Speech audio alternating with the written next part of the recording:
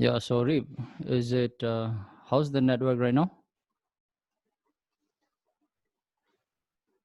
It's fine, yeah. You All can right. hear me.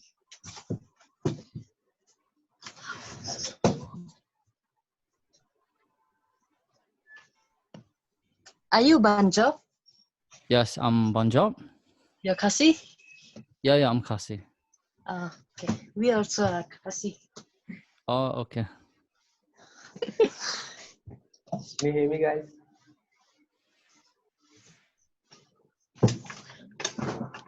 Hi there. So how many participants till now? I guess 5 in total. Okay.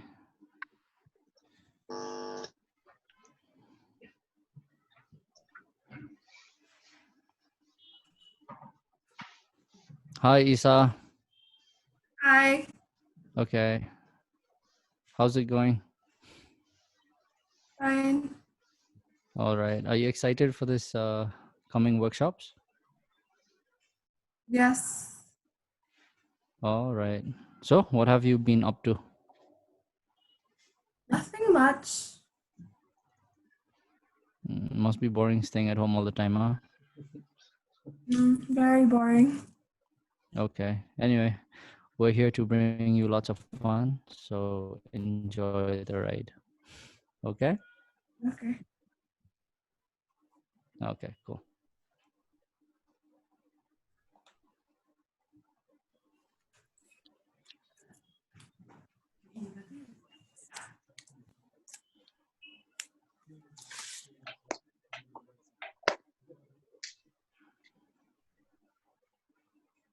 Hello, miss.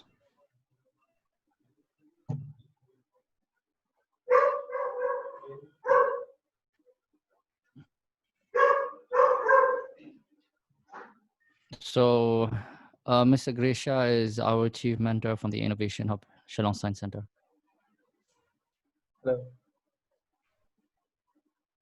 So, and Kabya Anil will be a resource person for today's session.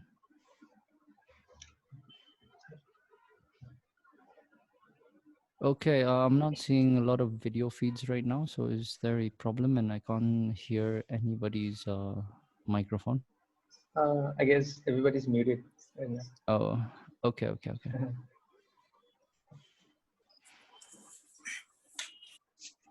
Another thing, if you feel that your internet connection is a bit slow, you can turn off your video.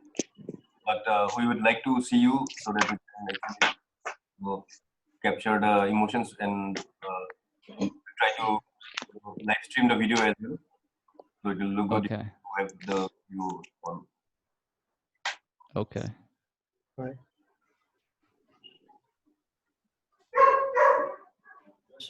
So Isa, if Yes. your net connection is slow, then we suggest that you turn off your video from your side. Okay. But my net is fine. So Okay. So we have Aman. Aman, hello. Can you hear me? Yes. Okay. Then we have Isa Karu. Then we have Maharnab. Maharnab, can you hear me? Okay. Then we have Mebari Kerpang. Yeah, we can see you. Hello, Mebari. Hi, sir. Hello. Then we have Ryan. Ryan? Because we have. Yeah. Okay. And we have Men.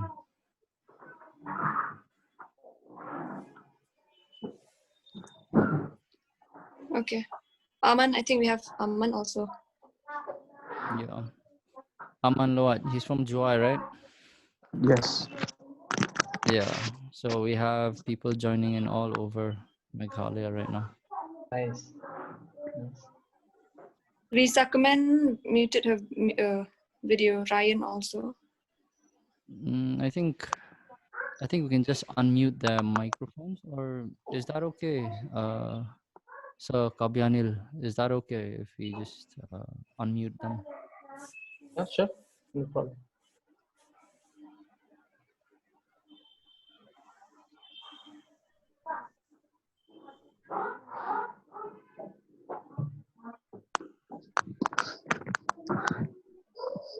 Yeah. I think you can see it clearly now. Yeah.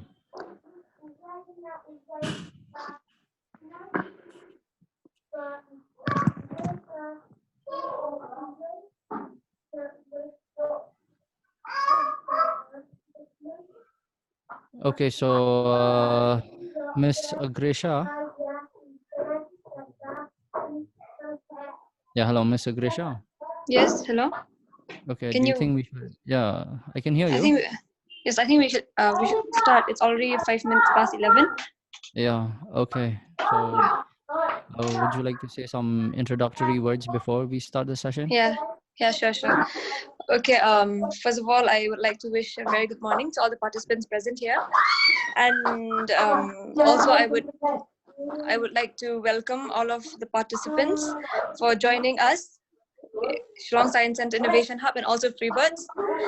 This is a very great opportunity to it's like a platform to also for the participants as well to participate in this online workshop for on the three topics. And since it's our first time, there will be flaws here and there, but I just hope that all the participants will not mind and will cooperate with us wholeheartedly. Thank you. I think I will hand it over to Sir. Can you just begin? Can you hear me, Sir? Yeah, Hello, I can hear sir. you. Yeah. Okay. Yeah, I think Hello? we can Yeah. start. Yeah. All right, sure. So hi everyone, myself Kabyanil from Zeta Labs. I am a software developer, and I'll be taking a session today on how the internet works. So just a quick trick before we proceed to the actual presentation. I am a Rubik's Cube world champion. So do you know what is the Rubik's Cube? Yes. All right. So this is the cube. I'll just take 1 minute for this. Okay. So this is the cube, right? And I can solve it in seconds. You want to see? Yeah, we'd like to see that. All right. Sure. So can you see the cube? I'm randomly scrambling the cube. All right. Wow. Is it fine? Yeah. All right. Let's see how many seconds I take to solve this. All right. So I'll start.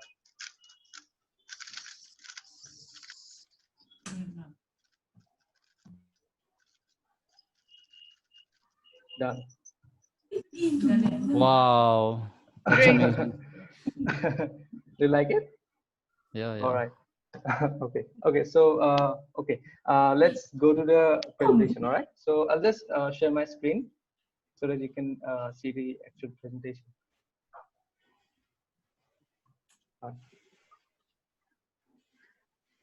Okay. Can everybody see the screen that's sharing? Yes. Okay.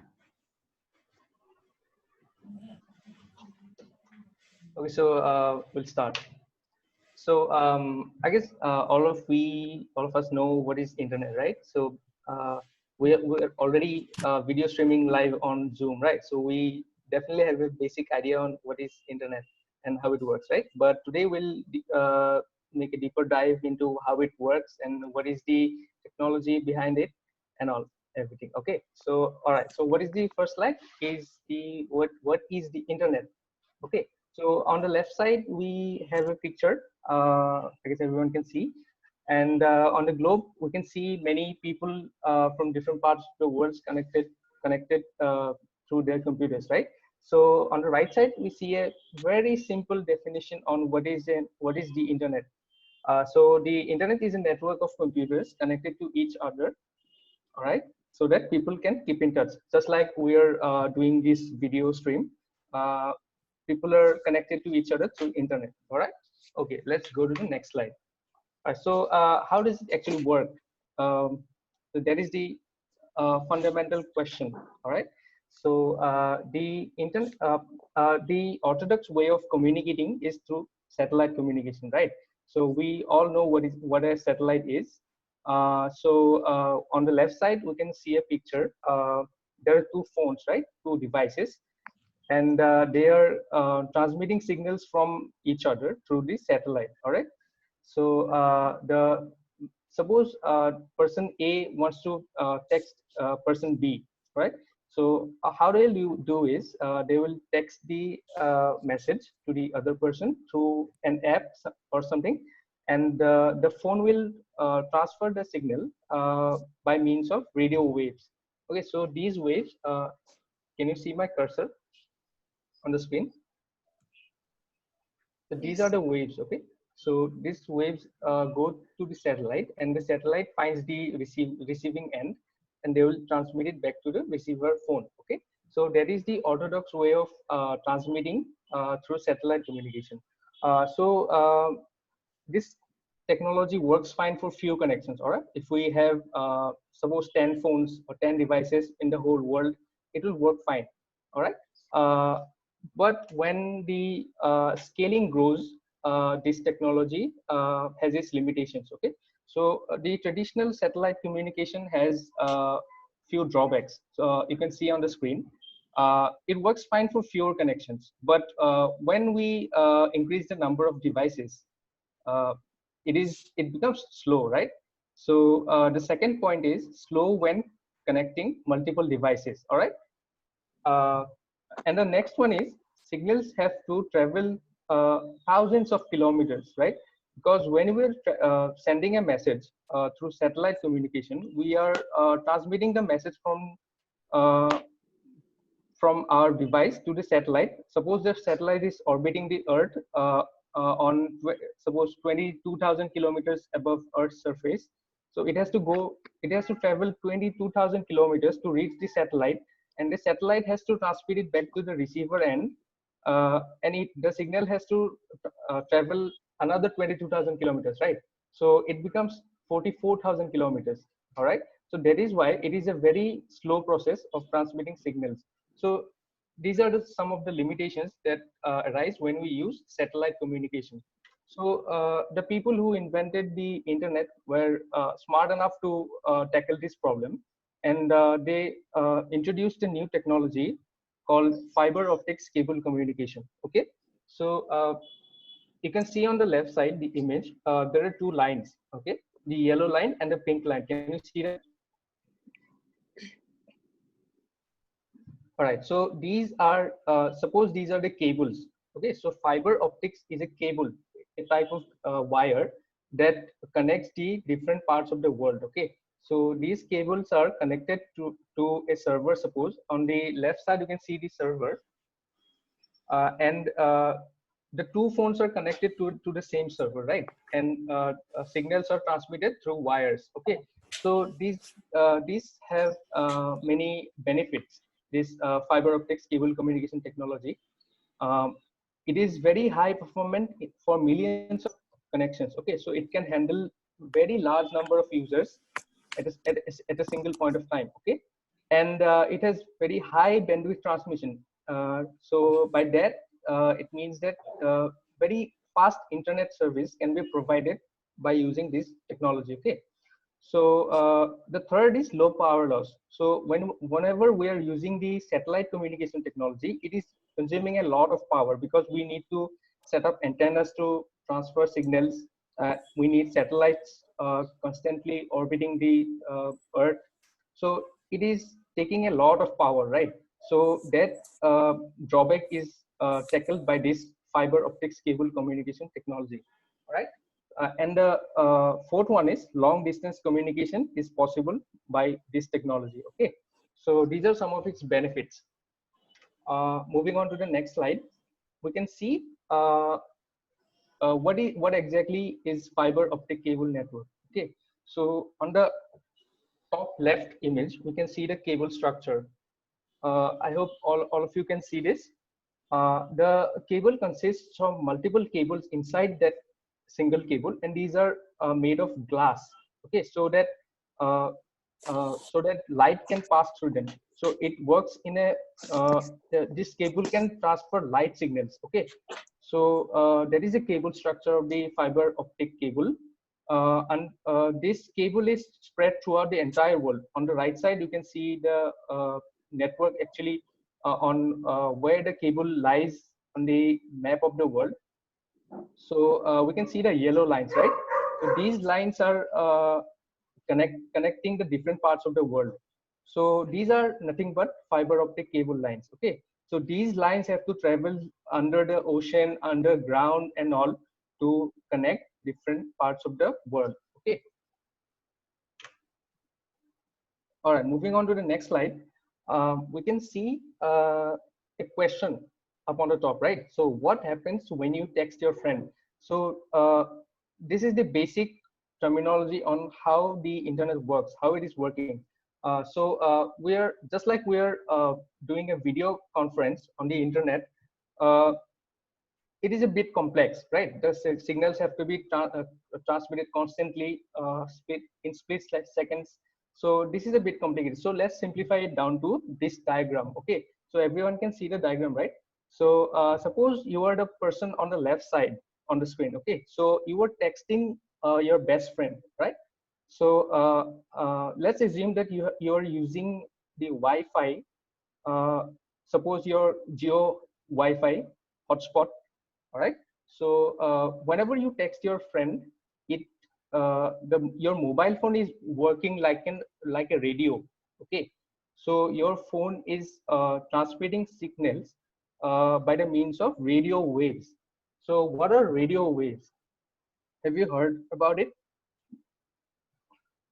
So radio waves are nothing but waves of different frequencies. Okay, so whenever we are transmitting a message, the message is converted into numbers. Okay, so the numbers could be 0 or 1, because we know that computers only understand zeros and ones. Okay, so computers can only operate using binary numbers. So binary means zeros and ones.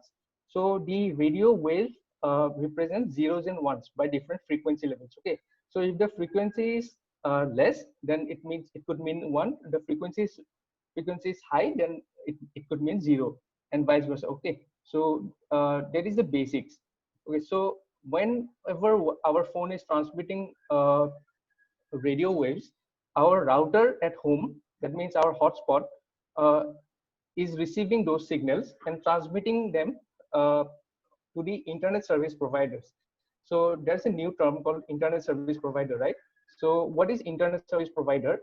Uh, they are nothing but organizations that provide us internet facilities like BSNL and Geo. So they are facilitating us by providing us internet, right? Internet service. So they are called internet service providers. From our home router, there's a cable that ultimately connects the internet service provider and our router. Okay, so that cable could be a fiber optic cable or a single copper cable. Okay, so depending upon the type of the cable, our data is transmitted through the ISP by the means of pulses of electricity or laser light. Okay, so if the cable is made of copper, it will transmit electricity waves, and if the cable is fiber optic cable, then it will transmit laser lights. Okay, so whenever the ISP, that means BSNL on this diagram, receives the data, they can track down the IP address of your friend. Okay, so we'll discuss about IP address later, but they will send the information to the Geo server, because your friend is using a Geo internet service. Okay, so the data will be transmitted to Geo ISP servers, and then from Geo ISP server, the data will be transmitted to your friend's home. Okay, and let's assume your friend also has a router, Wi-Fi router, and the router will receive the signal and it will uh, uh, transmit radio waves back to your friend's phone. Okay, and the phone will receive the signals and decode the uh, text message that you sent. All right, So that is how the process works. And in the next slide, we'll learn about what is an IP address. Okay, so whenever we're using internet to send messages and files and all, we are using IP addresses. So what are IP addresses? Suppose whenever texting your friend, it doesn't just randomly send anyone the message you sent, right? So it has to know the some kind of address that the computer can use to safely send the message to whoever you want, right? It doesn't send any random person, so it has to know the address of your friend's phone, right? So that address is called IP address. So there's a definition up on the screen uh, that says an internet protocol address or IP address is an address that uniquely identifies every device connected to the internet. All right. So it is a address of numbers that can uniquely identify. That means every IP address in the world is unique. All right. So this address can uniquely identify every device connected to the internet. So the phone or the computer you're using right now to connect to this conference has an unique IP address. All right. So these IP address can be used to transfer messages to and from different users. Okay. So there are two standards of IP addresses. On the table below, you can see there are two standards. Okay, the IPv4 and the IPv6. So the IPv4 standard is the currently running standard that has a format of format like shown in the table. Okay, so the total supported number of IP addresses in IPv4 type of address is 2 to the power 32. So about 4 billion addresses. Okay, but as we all know, the number of users connected to the internet is growing rapidly, right? So this 4 billion unique numbers is becoming a limitation. All right. So that is why we're currently shifting to IPv6. So that is a new format of unique IP addresses that the world is currently shifting to. So this IPv6 format will have a total supported number of 2 to the power 128 total number of IP addresses. So that is a huge number, right? So that is why it will be able to contain millions and trillions of unique devices, right? So on the right side, if we just quickly go to the previous slide, we can see that the sender and the receiver has two unique addresses. If we go to the next slide, we'll see that, right? So on the just below the image, we can see their corresponding IP addresses. Okay, so these addresses are being used by the internet service providers to track down the users and transmit the information safely. Okay, all right. So we just saw what is an IP address, but that doesn't mean much to us, right? We cannot understand what it means. So let's dive a little bit and see what this IP address means. So as you can see on the screen, the IP address has 4 different parts, and the first 2 parts are corresponding to the network prefix. Okay, so consider the IP address as your home address. Okay, so on the below example, that is my home address. Okay, so I live in Guwahati, I live in Nunmati. Then my street name is Luitnagar and my house number is 43. Okay, so the IP address works in a similar fashion. So the first 2 numbers mean the street name, and the last 2 numbers means the house number. Okay, so on the very top level, you need to understand that only. Okay, but if you want to know a little bit more, you can search online about IP addresses. Okay. All right. So on the next slide, we can see a very important concept. So we just learned about IP addresses, right? But what do we mean by public and private IPs? So on the diagram, you can see there's a house, right? That house has a Wi-Fi that has a public IP. Okay, so the public IP is 215.64.0.45. So that is the public IP. That means anybody in the world, if they need to access you or send you a message or something, it can use that IP address and send you anything from anywhere in the world. Okay, but you have multiple devices at your home, right? Suppose your laptop, your mobile phone, your computer, and all these are connected to the same Wi-Fi router, right? So how is that problem solved?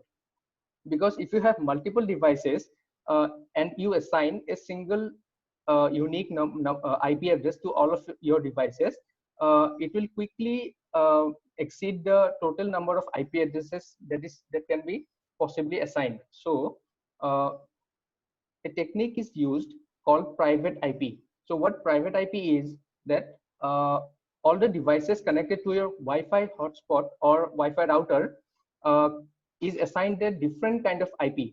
So that is only accessible at your home. So if people cannot access you by using the private IP. They can only access you by using the public IP. The private IP works just for your home. Okay, so that's it, public and private IP.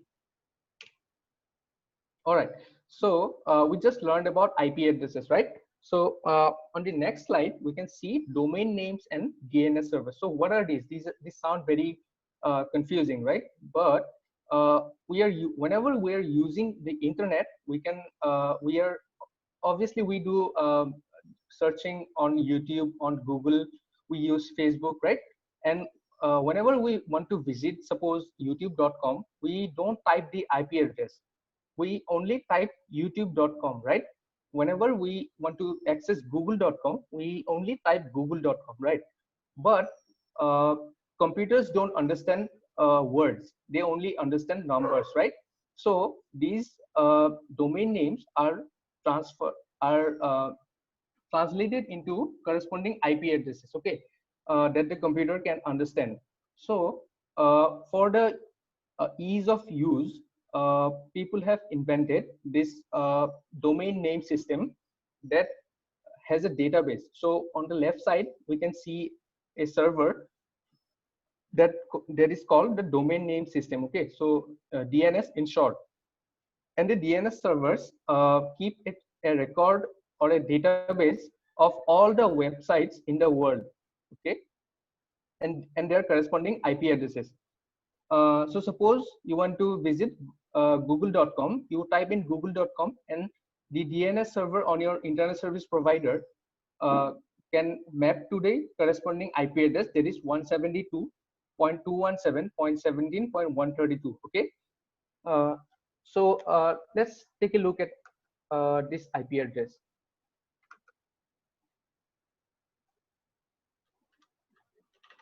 I'll quickly just copy this address. Can you see my browser? All right. So instead of typing google.com, I'm just typing the IP address. Okay. And it quickly redirects me to the Google homepage. Okay. I'm not typing the google.com address. I was just typing the IP address. Okay. But it works the same way. Okay. But for the ease of use, we use domain names instead of IP addresses, because domain names are easier to understand and easier to remember, right? Okay. You guys can take notes if you want. This will be very helpful. All right. Let's continue the presentation. Okay, so one more important point is that DNS servers are decentralized servers. So we'll take a look at what decentralized servers or databases mean in a later slide. But decentralized means that this database of domain names and corresponding IP addresses are spread throughout all the internet service provider databases, That means not only one DNS server on one internet service provider's server has these addresses. This is spread and through the world, and all the internet service providers have the same DNS database. Okay, so that is why it is called decentralized. That means it is not centralized. It doesn't reside in a single database or single machine, right? It is spread throughout the entire world. All right. All right. Next, uh, let's go back to the example when you were sending a text message to your friend. So consider this as the postal mail service that we often use in our lives, right? Whenever we use postal service, we have some rules, right? So on the envelope, suppose you wrote a letter to your friend and you'll have to put a stamp on your envelope to that is a protocol, right? That is a basic rule of thumb that everybody has to follow. That is a basic rule, right? So that has to be done in the entire internet world also. So in order to function properly, the internet has a set of rules which are called protocols. Okay, so these protocols are set of rules specifying how computers should communicate with each other over a network. Okay, so these protocols can be HTTP protocol or HTTPS protocol, FTP protocol, and all. Okay, so these protocols are used by our computers or our mobile phones to safely communicate over the internet. Okay. So we have just learned about protocols, and let's learn about packets. So what are packets? So packets are nothing but uh, data, type of data on the internet. Okay, so suppose you are sending a text message to your friend. That data is not directly transferred from your phone to your friend's phone. Okay, so it is split into many fragments of data. Okay, so the data is less. So before sending data over the internet, it is split into many fragments called packets. So each chunk of data is called packets. Okay, and internet through internet, you are transferring multiple packets over time. Okay. All right. So let's see how this works. So I'll be showing you a live example on how this works. Suppose we are searching on the internet how we're searching on the internet about a cat image. Okay, so let's find a cat image on Google.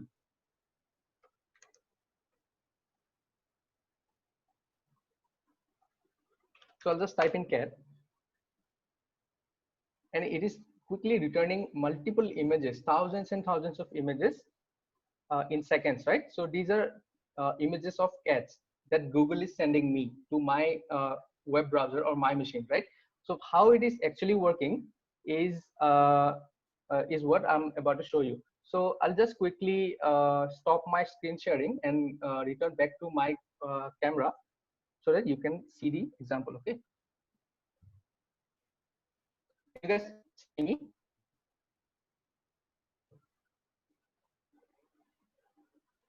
Can you guys see me? Yeah. Okay. All right. So suppose an image, this one. Okay. So suppose Google is returning me this image. Uh, just before I mentioned that Google is not sending me this image directly. It is splitting this image into multiple parts. Okay. So those parts are called what? Those parts are called packets. Okay. So my image is split into multiple parts, multiple chunks. Okay. So the same image is converted into multiple parts. Okay.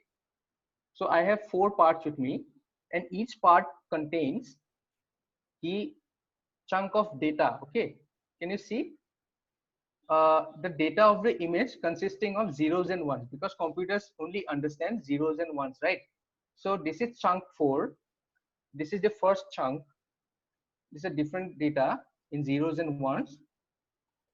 This is chunk 3, and this is chunk 2. Okay, So the image is split into 4 chunks, and they are put in an envelope. Okay, so I have one envelope with me. I'll just put these images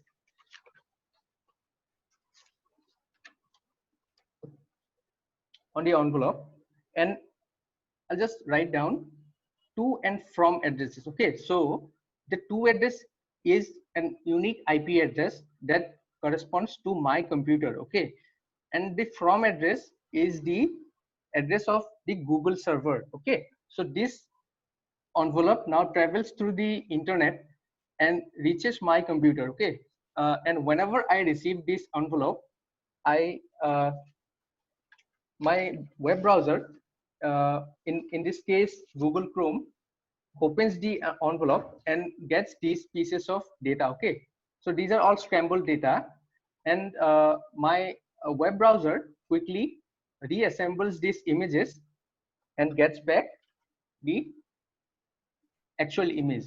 Okay, so is it clear to everybody?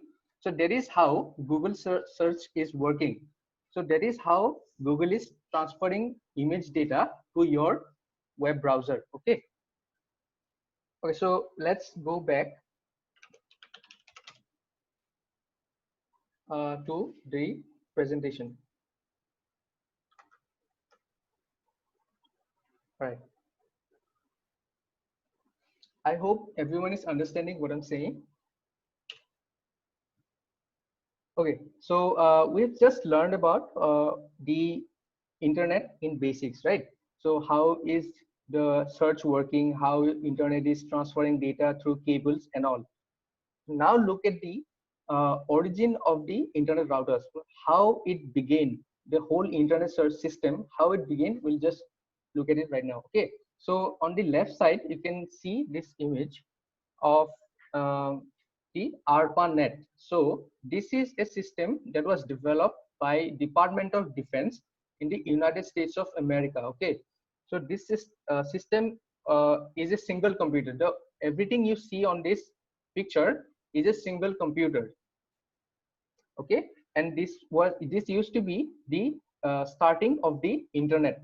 Okay, but then the technology developed and we started using decentralized servers, and it became on the middle image you can see this is a ISP server that looks really confusing. There are lots of cables and data servers and computers and all, and these ISP servers are working 200 these servers are working 24/7 serving the internet to the people. Okay, so on the right side we can see the structure of the internet. So on the right image, this diagram on the left side is server based diagram. Okay, server based diagram means there will be a single server that is serving the internet to all the surrounding computers. So these blue computers uh, are connected to a single server. Okay, and all the data that this small internet consists of is stored in this single server. Okay, but on the left side of the right image, on the right side of the right image, we can see a system that is connected to every single computer. Okay, so every computer is connected to all the other computers. So this system is called decentralized system. Okay, so that means the data that is in this system is spread to all the computers in this network. So suppose this computer has is data. This is copied to all the computers and saved in all the computers at the same time. So if a single computer is suppose out of order, then all the rest of the computers can work totally fine. Okay, so this system is called decentralized system, and this is how the current internet technology is working. So we can see the heading that decentralized network system and ledgers. So what is ledgers? Ledgers simply means khata. So we whenever we do grocery shopping or something, we just use the shopkeepers use this khata to keep track of all the purchasing that you made, right? So if you are not able to pay on at that time, you can pay later, right? So he's using a kind of a ledger that keeps track of all the purchases you made on a single day, right?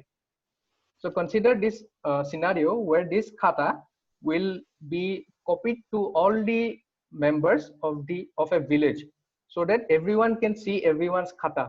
Okay, that means the system has transparency. Everyone can see everything, and the system is very secure. Okay, so that is a decentralized system. Okay, so I hope I'm clear.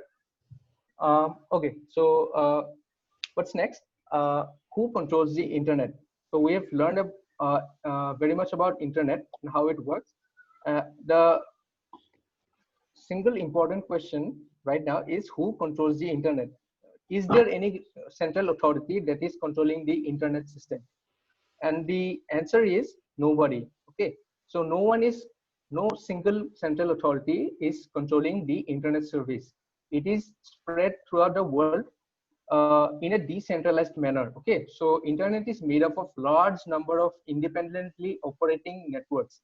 So every single network can operate on its own, and those networks are then connected throughout the world, and the system is distributed. Okay, distributed means every single data. Suppose the domain name I just show you. The domain name system is distributed. So just like that, this system is distributed, and there's no central control that is deciding how the data are distributed. Okay, and the internet service providers, in our case, suppose BSNL or Jio or Airtel, these are the companies that is serving us internet, right? They are providing a service, which are internet service. Okay, so internet service providers ensure that there is end-to-end connectivity. That means you can connect by using BSNL service or Geo service. You can send a message or an image or an email or anything, any kind of data on the internet, to suppose different parts of the world. Suppose you want to send the data to United States, or you want to suppose send the data to France, Germany, anywhere. So these system is distributed, and all the systems, all the internet service providers are connected. So these are called routers. Okay. So the single answer or to who controls the internet is nobody. The system is distributed, and all the internet service providers are working together to provide the internet service to people. Okay. All right. So let's talk about web security, because we all want to be secure when using the internet, right? We hear news that some website is hacked or something, data is stolen, right? So these kind of things we don't want them to happen, right? So we want to make sure that we are safely using the internet, because it is a huge system, and we are vulnerable to errors. Okay, so that is why we have to have this knowledge of how to operate or use the internet safely. Okay, so whenever we visit google.com, so let's visit my computer. So this page, this is the URL, right? So this is the address that is taking me to this whole page. Okay, so this has a lock key. You can, I hope you can see this. This lock key means that this connection is secure. Okay, so if you click on this lock, you can see this connection is secure. So that means every data you transfer or type in, every word you type in this site, that means in this case google.com, is transferred to Google servers in a secure manner, so that hackers cannot get access to your data. Okay, so while browsing the internet, you always want to make sure that your website has a lock key, and if you click on it, you'll see the connection is secure. So these kind of websites are safe to use. Okay, so you always have to make sure that you are browsing the secure websites. Okay. So this whole thing is called HTTPS. So if you see HTTPS, that means the connection is, the S in HTTPS means the connection is secure. Okay, so so this is called an secure sockets layer. Okay, so this is kind of a certificate that can be purchased while making your website. Okay, if you later on in your lives, if you want to make a website, something like a portfolio of yourself, then you always want to make sure that you buy an SSL certificate so that your website is secure. Okay, so this technology was first developed by Netscape. Netscape is a company uh, in 1994. Okay, so this SSL technology was first developed in 1994, and SSL certificates allow secure internet communication of sensitive information through encryption and authentication. So whenever we are searching on the internet on a SSL approved website, or in a website where the SSL certificate is connected, those informations, whatever information we pass on to the website, are encrypted. Okay, so that the hackers, even if they can track your data, they cannot get anything out of it. They won't get the meaning out of it. Okay, so it is encrypted. Encrypted means the data is scrambled into a form that nobody can understand. So that is called encryption. Okay, and encryption and authentication is some of the technologies that that is used by the SSL certificates. So the data you transfer in Google sites or YouTube or Facebook are secure and they are encrypted. Okay, all right. So we have reached the almost the end of the presentation. I just want to give you some tips on how to stay safe online. Okay, so tips on web safety. Okay, so the first one is, whatever you put on the internet is your responsibility. Okay, so suppose on YouTube you're uploading a video, or you are sending a mail on the internet to your friend, so that is your responsibility, right? So make sure that you are cautious about what you put on the internet, because the once you put something on the internet, the data is never lost. It is there forever, right? It doesn't get deleted. So uh, just make sure that you are sending appropriate data on the internet. Okay, so that is your responsibility. All right. The second one is, private information should not be visible to anybody.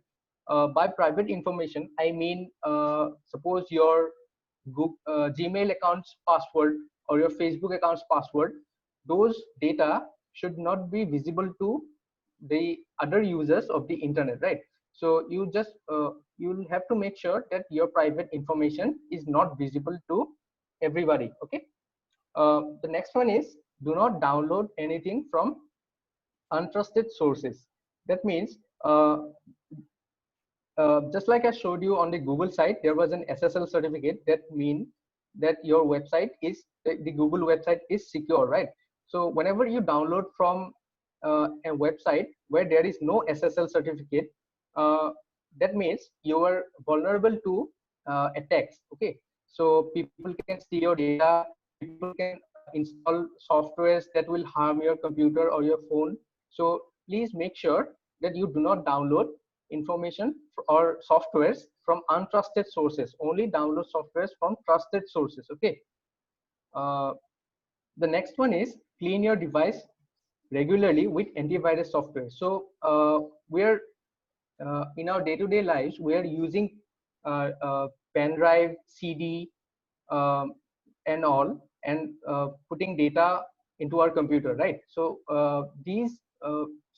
some of these data can be harmful to your computer. So you need to make sure that your computer is clean, and you need to scan your computer for viruses uh, by using an antivirus software, so that your computer is free from any harmful software and all. Okay, so the last one is, do not respond to spam mails and phishing links. Okay, so what I mean by spam mails is, if you're using Gmails or any mail service, you get several mails from unidentified senders. Okay, so you do not know them, but you are receiving mails from them, right?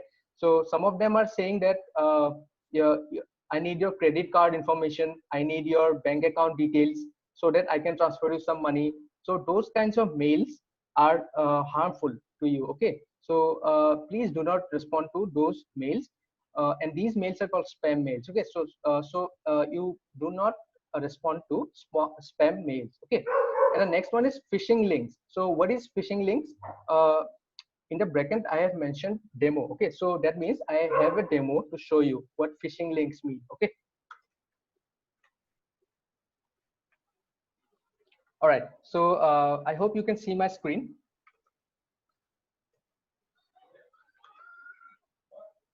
Okay, so I have made a form. This web page is made by me, and I have made a form that you can type your email and passwords on. Okay, so this form is looking like it is made by Google, right?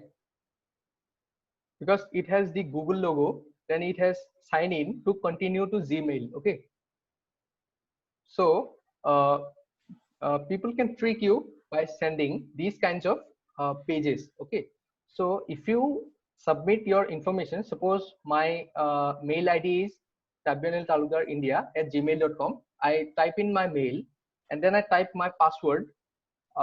Suppose I type internet, okay, just for this example, and I log in.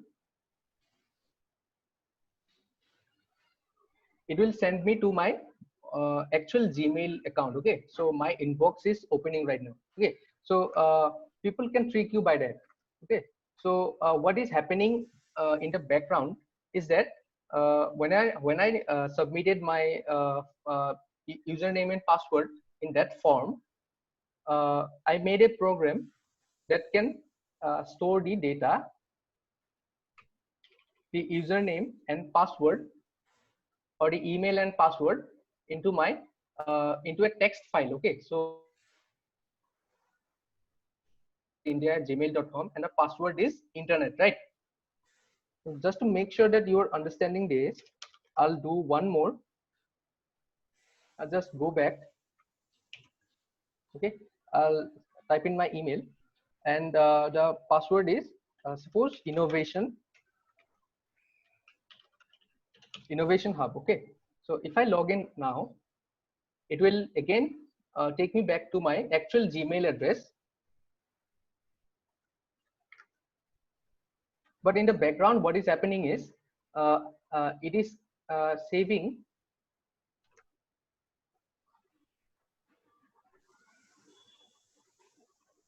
so this one.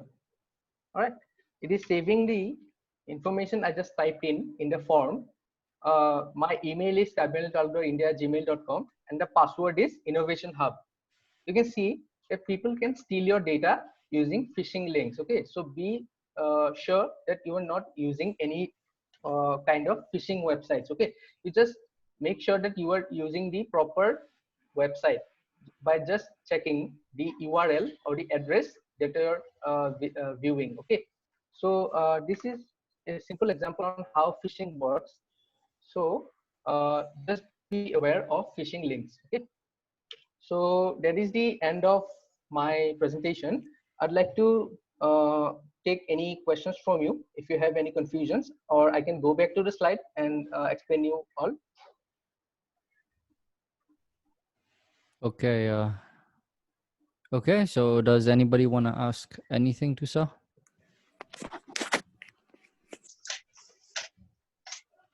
And you can unmute your microphones. Can you guys see me? Yeah. All right. Aman, do you want to ask any question? I hope this session was helpful to you.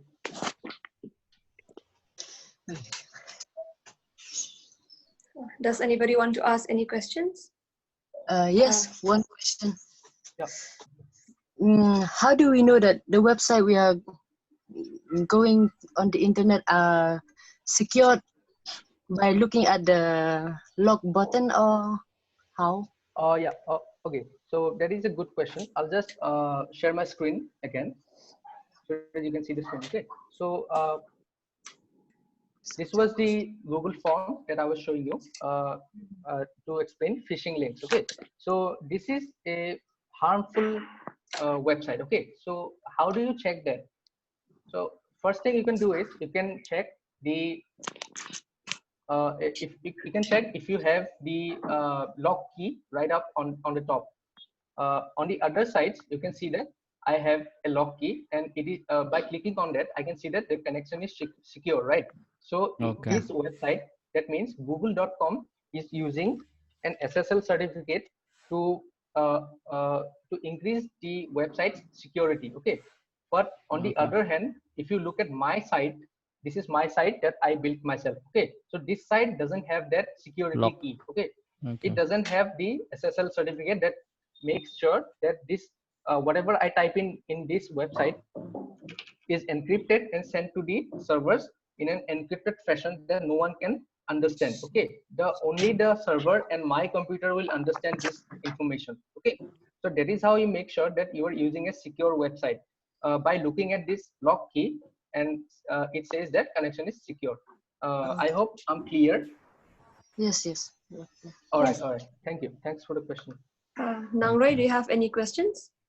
Nangroy? No, no. No. Okay. Does anybody else have any questions? Sir, still there to answer your questions, your Aman? doubts? I'm clear. Okay. Okay, Maharnab? Maharnab, can you hear me? Okay, he says no. Okay. What about the others?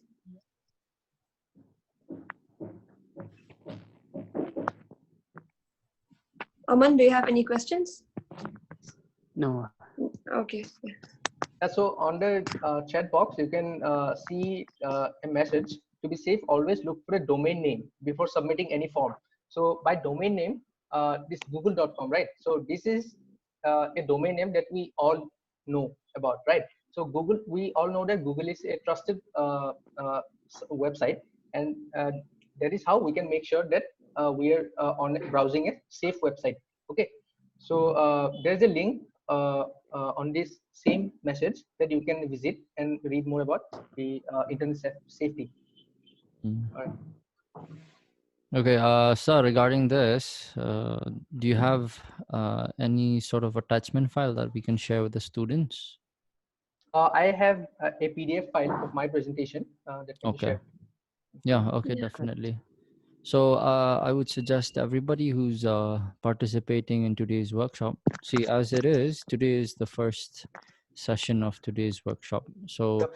more interesting stuff will be coming up. So I suggest even if your friends are not here, so I suggest you to at least reach out to. Yeah. On the following days, Now. we'll be learning how to build a actual website and put it on actual servers so people can see your website. And we'll be learning about basics of HTML, CSS, and JavaScript, which are uh, key to building real life websites. Okay. Okay. Yeah. Sir Kabianal, I think that's the end of our session for now, right? Yep. Yes. So I request all the participants. I know it's a little tiring for 1 hour session. Yeah, I request that you bear with us, okay? And I hope to see all of you again soon in the next workshop. And we're on the process of learning right now, right? All of you. So we thank you, Sir Kabianal, for such an interesting topic. And we've learned so much from you, sir. And we hope to join you again soon. Yes, thank you so much, and God bless you. Yeah. Okay, and Sir Banjok, do you have anything to say, Sir Banjok? yeah. So again, as a small reminder, so if you're interested, and I know each and every one of you is interested, so you can join us for the next class, which is tomorrow. And tomorrow's class will be, I can't say class, right? It's a fun with learning thing. So The next classes will be practical. So we'll learn about how to design a poster or a logo, and the design of the website and all. Yeah. Okay, that sounds fun. That sounds fun rather Yeah, than just today was not having. a bit theoretical.